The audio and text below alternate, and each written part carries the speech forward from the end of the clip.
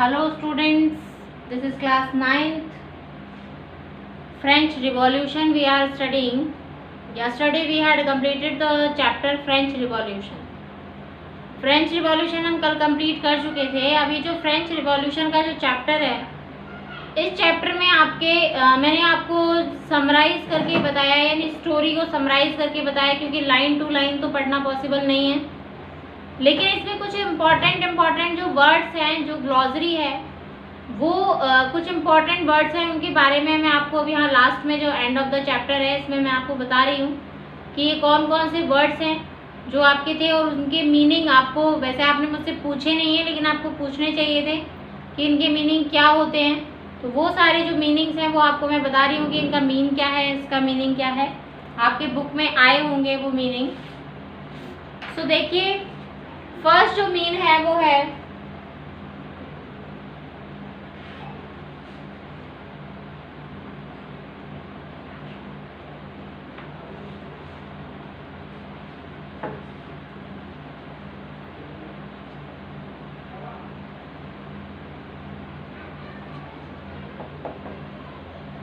देखिए, फर्स्ट है नेशन. क्या होता है? एज ए ग्लॉसरी की हम बात करें, नेशन क्या होता है? नेशन का मतलब क्या है? एक कंट्री. सिर्फ समझ लीजिएगा इसको, जो नोट करवाना होगा वो मैं आपको बता दूंगी. नेशन का मीन्स क्या होता है? कंट्री जहां पर कुछ लोग सेम लैंग्वेज या different languages with a brotherhood aspect share करते हैं, कुछ रिलीजियस डिफरेंट रिलीजन शेयर करते हैं, डिफरेंट कल्चर, लेकिन एक ग्रुप जो होता है वो सेम होता है. एक पॉलिटिकल ग्रुप जो होता है वो सेम होता है. और नेचर में क्या होते हैं? सॉवरेन होते हैं. मीन्स नेचर में क्या होंगे? सॉवरेन मीन्स संप्रभु होते हैं. इनकी जो डिग्निटी होती है वो बहुत इम्पॉर्टेंट होती है, यानी कि कोई भी इनकी डिग्निटी को हार्म नहीं कर सकता. इसमें आपको मैंने ये बता ही दिया था कि first estate, second estate and third estate क्या थे.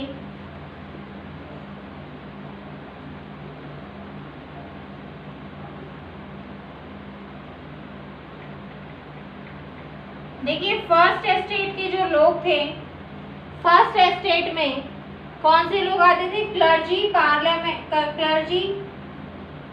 Clergy people. क्लर्जी पीपल का मतलब था कि जो प्रीस्ट होते थे या फादर होते थे चर्च के, जिनके पास बहुत ज्यादा क्वांटिटी में लैंड हुआ करती थी.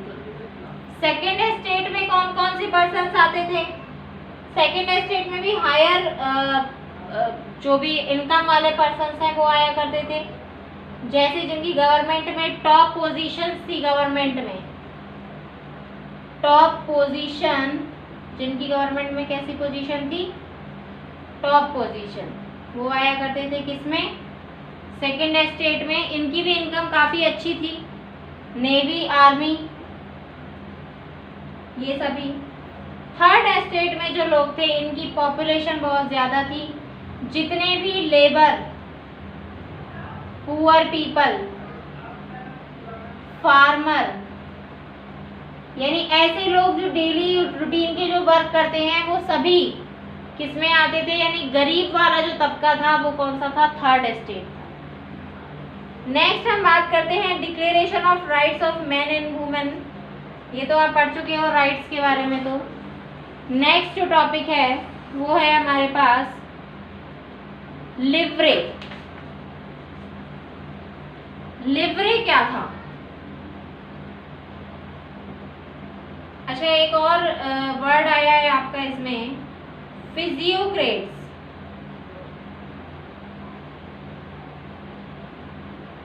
देखिए, फिजियोक्रेट्स यहाँ पे कौन थे? फिजियोक्रेट किनको कहते थे? फ्रेंच इकोनॉमीज जो थे ना, फ्रेंच इकोनॉमिस्ट, फ्रेंच इकोनॉमिस्ट्स को क्या कहा गया था? फिजियोक्रेट्स कहा गया था, यानी कि उसकी इकोनॉमी को देखने वाले उसकी इकोनॉमी में कितने टैक्सेस लगाए जाएंगे, कितने न्यू कौन से टैक्सेस को रिमूव किया जाएगा, कौन से टैक्सेस को अप्लाई किया जाएगा, ये सब देखने वाले कौन थे? फिजियोक्रेट्स थे, यानी कि उसकी इकोनॉमी को डिसीजन लेने वाले। एक वर्ड आता है यहाँ पर live free.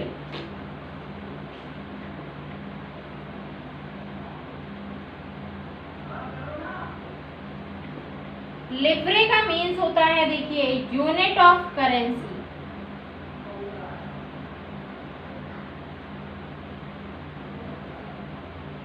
Used in France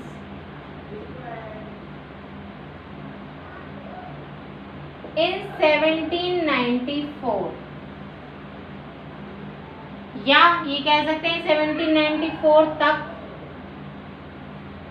लिवरे क्या थी उस समय फ्रांस में? 1794 तक, यानी रॉबेस्पियर के टाइम तक फ्रांस में एक करेंसी चलती थी जिसका नाम था क्या? लिवरे।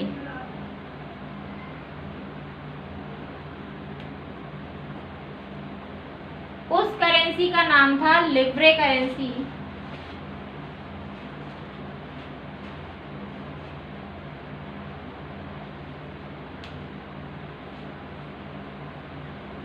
यानी कि जैसे अब फ्रांस में पाउंड यूज होते हैं, तो उस समय क्या यूज होती थी? लिवरे यूज हुआ करती थी। नेक्स्ट है क्लर्जी। क्लर्जी पीपल कौन होते थे? Group of people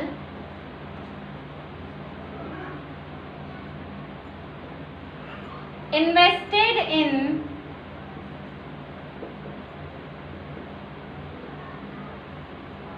special functions of church। Church के स्पेशल फंक्शंस में इन्वेस्ट करने वाले जो पर्सन होते थे, उन पर्सन्स का ग्रुप जो था वो क्या कहलाता था?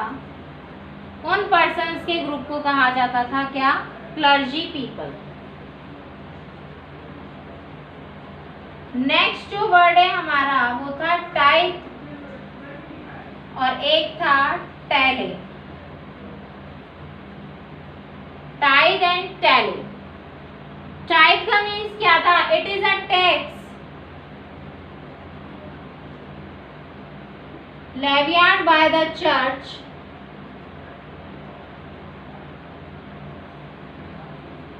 equal to 1/10 of agriculture. Type जो था ये टैक्स का नाम था, और ये टैक्स चर्च लिया करता था। देखिए, चर्च भी टैक्स लेता था, किंग तो लेता ही लेता था, चर्च भी टैक्स लिया करता था। जो ये टैक्स का नाम है जो चर्च लेता था, और किसी की भी फार्मिंग का, यानी फार्मिंग का जो प्रोडक्शन होगा उसका 1/10 पार्ट किसके पास जाता था? चर्च के पास, और इसको हम कहते थे क्या? टाइथ कहते थे इसको। नेक्स्ट था टाइल। टाइल का जो मतलब है वो था टैक्स जो डायरेक्टली हम किसको पे करते थे? स्टेट को।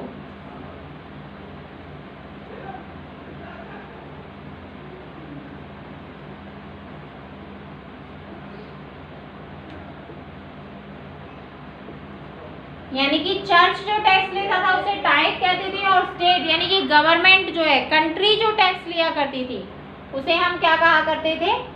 फ्रांस में उसे कहते थे क्या? टाइले। बात करते हैं, टाइले हो गया ये। अब है चैट्यू।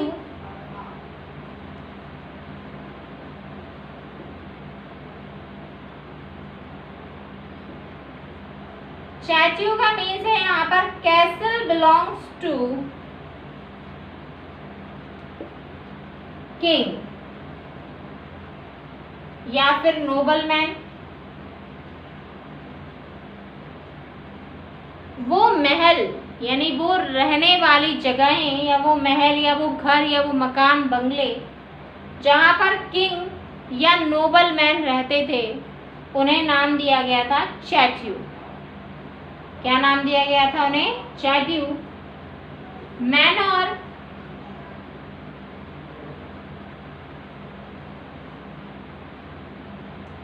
मैनोर भी एक एस्टेट का नाम था जिसमें भगवान के लिए जो जमीनें हैं और उसके मेंशंस को रखा जाता था, यानी वही भगवान के मंदिर वगैरह वो सब वो आता था मैनोर में, और उसकी भी अलग कमाई होती थी। नेक्स्ट बात करते हैं स्कैप्चर।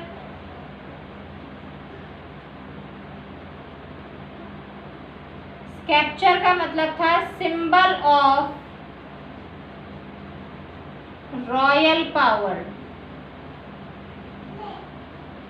स्कैप्चर जो था उसका मतलब था सिंबल ऑफ रॉयल पावर, यानी रॉयल पावर का सिंबल था स्कैप्चर। नेक्स्ट था नीग्रोज।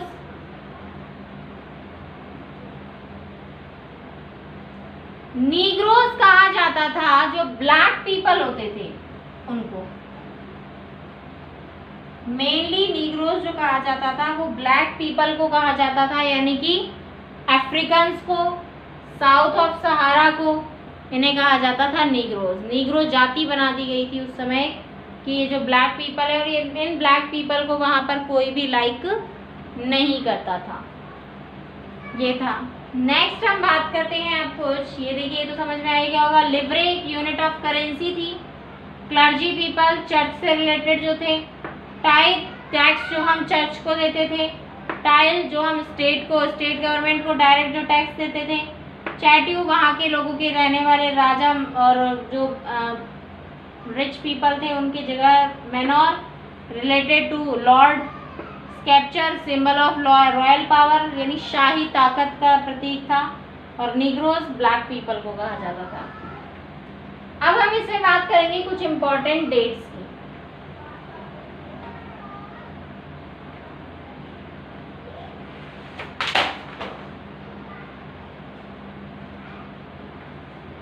यहाँ पर अब हम बात कर रहे हैं कुछ इम्पॉर्टेंट डेट्स की। वो इम्पॉर्टेंट डेट्स क्या हैं वो देखते हैं हम। फर्स्ट देखिए, ईयर है, कुछ ईयर के अकॉर्डिंग हमने चैप्टर पढ़ा है। फर्स्ट जो ईयर है वो है 1774। 1774 में क्या हुआ था, लुइस 16 जो है वो किंग ऑफ फ्रांस बनाया गया था। लुइस 16 को क्या बनाया गया था इसमें, किंग ऑफ फ्रांस 1774 में। फिर उसके बाद 1789 में आपको पता है, मैंने आपको बताया भी था 1789 में वो मीटिंग जो हुई थी थर्ड एस्टेट के साथ, जब इन्हें नए टैक्सेस अप्लाई करने थे, तो उस समय उन्होंने इसका विरोध किया था और वो असेंबली से बाहर चले गए थे। और उसके बाद इन्होंने नेशनल असेंबली बनाई थी। किसने बनाई थी, by third estate. Third estate ने क्या बनाई थी 1789 में, नेशनल असेंबली। नेक्स्ट है 1791। 1791 किससे रिलेटेड है, कॉन्स्टिट्यूशन मेकिंग से।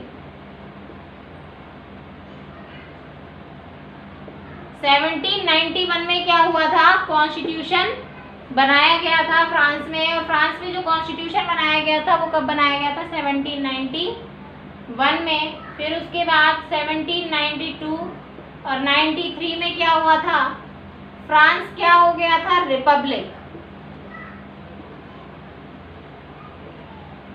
और यहाँ पर क्या हो गई थी, डिवीजन ऑफ पावर हो गया था।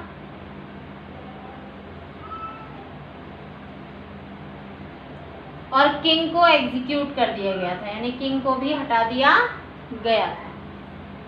1794, ये तो आपको पता है। 93, 94 जो है वो क्या है, रीजन ऑफ टेरर है, रॉबिस्फेयर का रीजन है।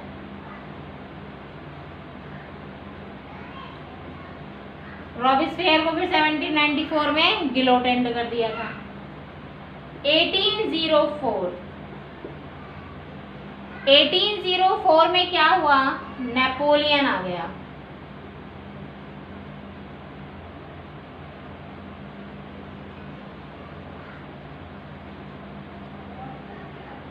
केम नेपोलियन, नेपोलियन आ गया था कहां पर, एज एम्परर ऑफ फ्रांस।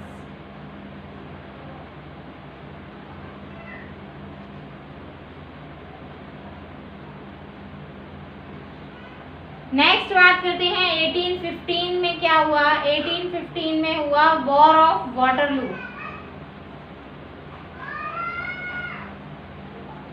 जिसमें नेपोलियन क्या था, डिफीट हो गया था, हार गया था। नेक्स्ट 1848 में क्या हुआ था, स्लेवरी का अबॉलिशन। स्लेवरी सिस्टम जो था वो फ्रांस से हटा दिया गया, यानी गुलामी प्रथा हटा दी गई थी फ्रांस से। 1946 वुमेन को भी क्या मिल गया, 1946 सबसे इम्पोर्टेंट है, right to vote for women, यानी सच्चे मायनों में यहाँ पर आज़ादी अब मिल चुकी थी। फ्रांस जो है वो फुली क्या हो गया था, डेमोक्रेट हो गया था। ये थी कुछ इम्पोर्टेंट डेट्स हमारी। अब कुछ इम्पोर्टेंट पर्सनालिटीज के बारे में जानते हैं, कौन कौन थी ये पर्सनालिटीज।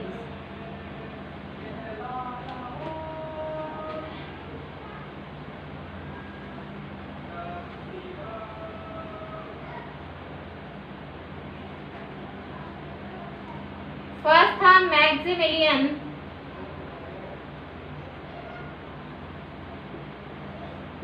रॉबेस्पियर के बारे में देखते हैं। देखिए जैकोबिन क्लब का लीडर था।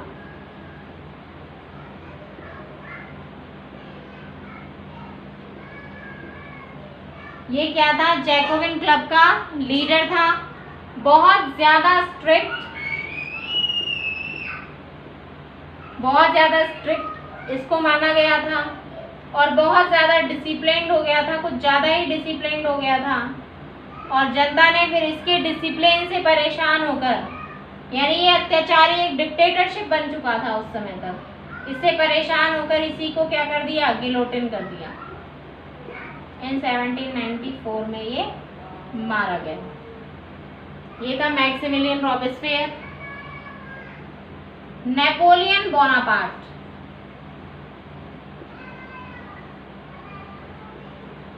नेपोलियन बोनापार्ट देखिए क्या था, नेपोलियन बोनापार्ट था फ्रांस का एम्परर।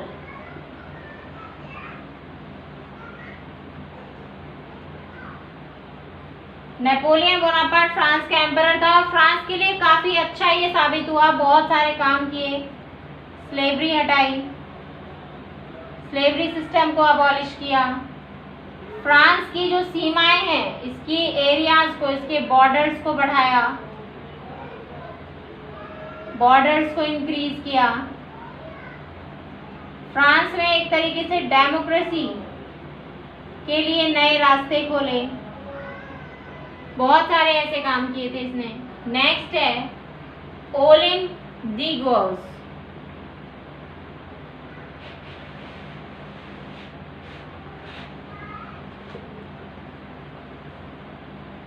ओलिम्पी डी गॉजेस,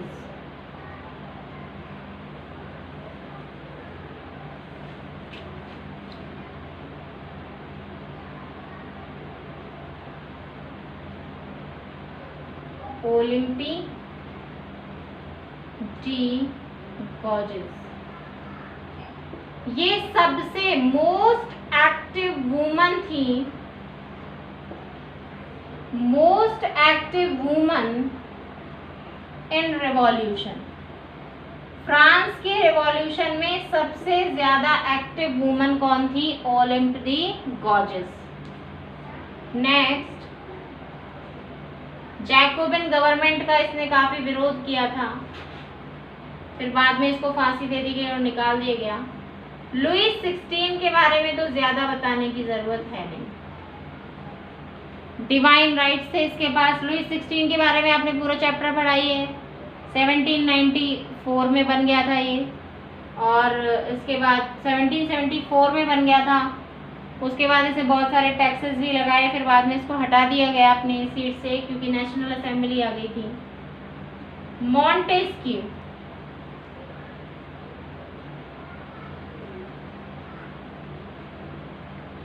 फ्रांस थिंकर थे। फ्रांस में कौन थे? एक थिंकर, जिनकी बुक थी क्या? Spirit of law. इनकी बुक को पढ़कर बहुत सारे लोगों ने इंस्पिरेशन ली और इंस्पिरेशन से अपने रिवॉल्यूशन को स्टार्ट किया। नेक्स्ट थे John Jacob Rousseau.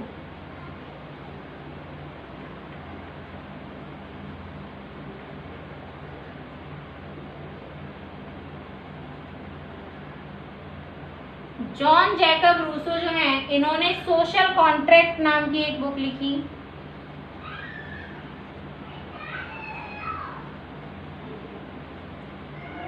Social contract नाम की एक बुक लिखी और इस बुक के अंदर उन्होंने लोगों को ये बताया कि अपने राइट्स के लिए किस तरीके से लड़ना चाहिए।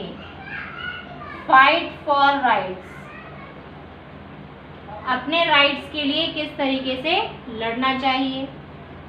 यहाँ पर ये जो सोशल कॉन्ट्रैक्ट है, ये रूलर और पीपल के बीच में फ्रीडम और हैप्पीनेस की स्टोरी है इसमें, या उसके बारे में बताया गया है सोशल कॉन्ट्रैक्ट में। ये जितने भी थे, एक था वॉल्टेयर,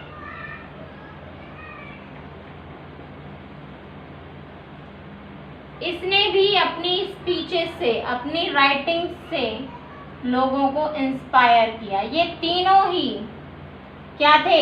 ये तीनों ही नोबल या क्लर्जी पीपल थे, यानी फर्स्ट और सेकंड एस्टेट के। फिर भी इन्होंने थर्ड एस्टेट के लोगों को अवेयर करने का काम किया था, यानी सच्चे मायनों में ये क्या थे? पीपल ऑफ द कंट्री थे और बहुत ज्यादा देशभक्त थे।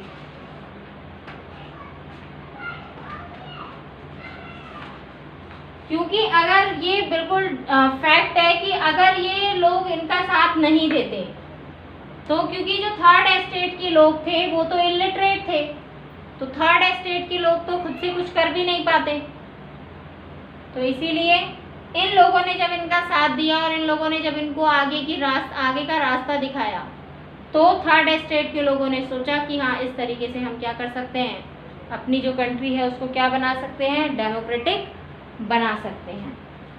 तो देखिए, ये आपका फ्रेंच रिवॉल्यूशन आज कंप्लीट हो गया है चैप्टर।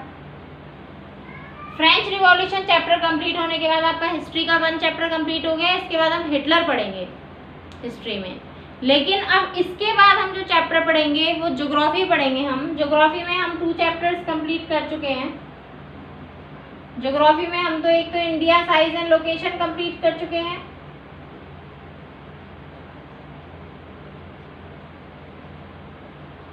और एक हम कर चुके हैं फिजिकल फीचर्स ऑफ इंडिया।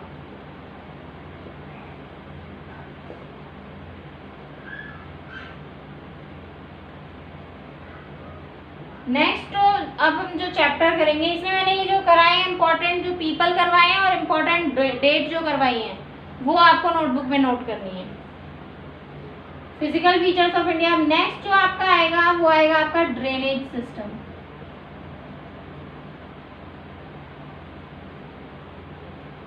कल हम इस चैप्टर को स्टार्ट करेंगे, ड्रेनेज सिस्टम को। तो इसके नोट्स आप बना लीजिए और टाइम टू टाइम आप मुझे नोट्स भेज दिया कीजिए। आप सैटरडे को मुझे सभी होमवर्क भेज दिया करें, सैटरडे को भेज दिया करें, मंडे को आपको वो चेक होकर के मिल जाएगा। So watch the videos and do your notes and studies positively. Thank you, have a nice day.